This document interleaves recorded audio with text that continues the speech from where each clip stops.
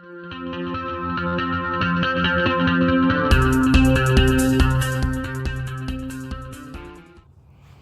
guys, I'm here in Cascades Park on a lovely May morning, and it's so exciting that I have the freedom of the beautiful fresh air and sunshine and warm days finally, so I can come out here and enjoy the mornings.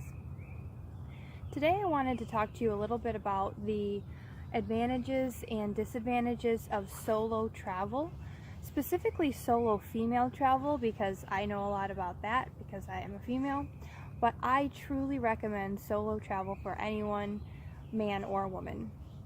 I have been traveling on my own and come across men who say, I have never done that, or I could never do that, and I never understand completely why, but I don't care if you are a man or a woman. I think that solo travel is something everybody should try, and these are the reasons I think that. So the advantages to solo travel is, of course, number one, being you get to pick exactly where you go. Everybody has places that they are passionate about or things that they want to see. So when you travel solo, you are in control of the destination that you go to. Second is going to be you get to pick all the activities that you do. You get to pick all the museums that you visit, all the parks that you go to, all the restaurants that you eat in. Everything is totally up to you, and you get to choose everything that you do. The third one is it really empowers you to navigate and learn a place on your own. I have never felt more empowered in my life than when I have been traveling solo and having to navigate streets or a public transportation system in a place that I have never been. Foreign cities especially, but in US cities as well. You are completely reliant on yourself, and that is such an empowering feeling, and you will get a lot of self-worth and a sense of accomplishment from having done that for yourself.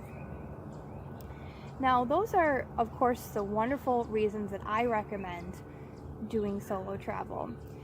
Of course, there are negatives to everything. Some of the negatives I have experienced is, of course, loneliness.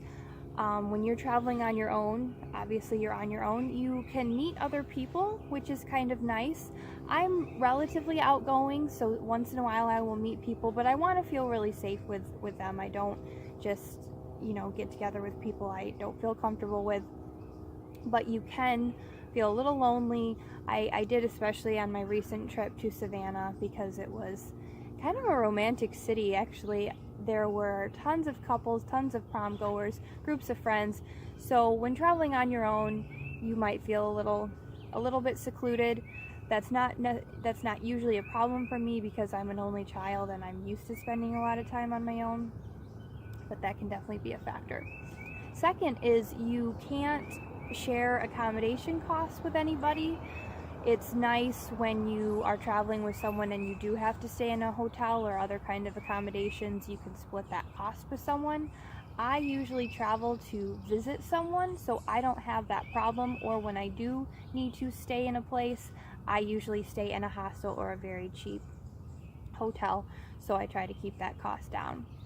And the third negative thing potentially about traveling solo is it could be a little bit unsafe.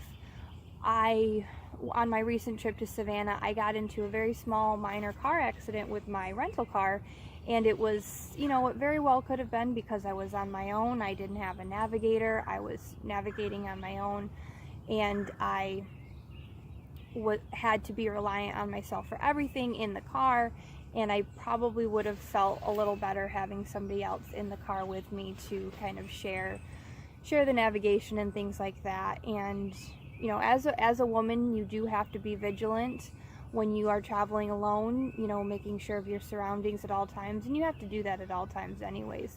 But when you are a woman on your own, you need to just be extra careful and, and who you trust and where you're going.